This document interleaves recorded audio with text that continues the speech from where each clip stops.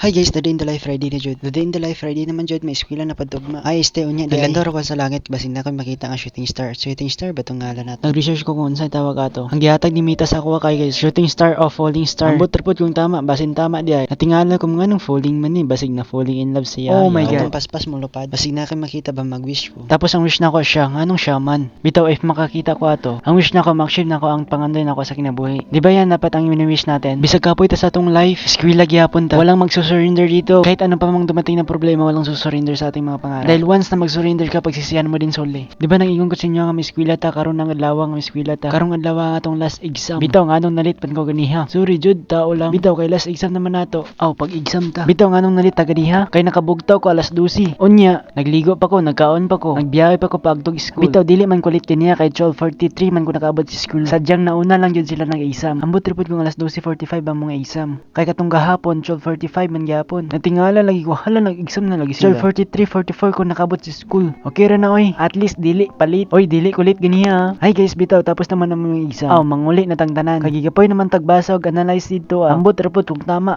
Aminon na ko nga wala ko nag-study kay sakit kayo kong ulo. Same ra man gyapon mag-study ko sakit akong ulo, di man gyapon mosulod. Sakit kayo akong brain. Wag nating pilitin baka matuluyan tayo. Kung unsa tong ako ma-remember, kato akong answer. Di ba basic ra kayo halang dito lang guys matutulog pa ako.